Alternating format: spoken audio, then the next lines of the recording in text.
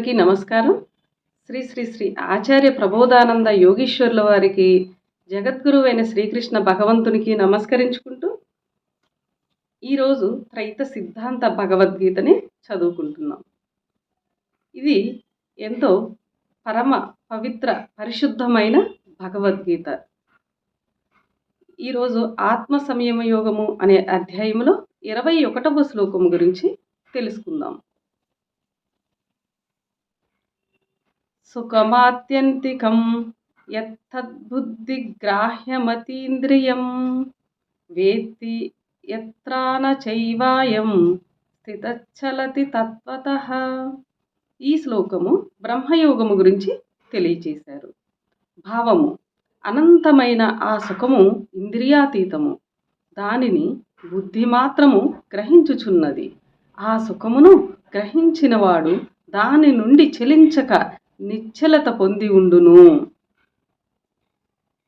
వివరము: బ్రహ్మయోగ సమయములో మనస్సు జీవునికి అందించు ఆత్మసుఖము బయటి జ్ఞానేంద్రియములు గ్రహించలేనిది.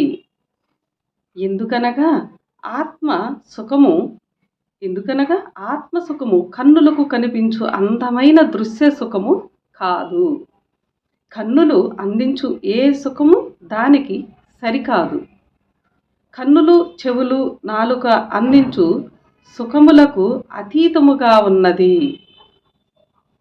కావున జ్ఞానేంద్రియములు విషయ జ్ఞానమును, అందులోని సుఖమును తెలియజేయునది మాత్రమే. జ్ఞానేంద్రియముల కంటే గొప్పదైన బుద్ధి మాత్రము ఆత్మల సుఖమును అందించి గ్రహించగలుగుచున్నది. మనస్సు తెలియజేయు ఆత్మ యొక్క సుఖమును బుద్ధి గ్రహించి దానిలోని సారమంతయు వివరముగా తెలుసుకోగలుగుచున్నది. పుట్టినప్పటి నుండి నిత్యము చూస్తున్న ఇంద్రియ సుఖముల కంటే ఆత్మసుఖము అనంతమైనదని బుద్ధి గ్రహించి జీవాత్మకు తెలుపుట చేత జీవుడు స్థిరముగా ఆ సుఖమునే పొందగోరి ఉండును. ఇంతకు ముందెప్పుడు ఇంద్రియముల ద్వారా అటువంటి సుఖము పొందని జీవుడు దానినే గొప్పగా తలచి ఉండును. అందరికీ నమస్కారం.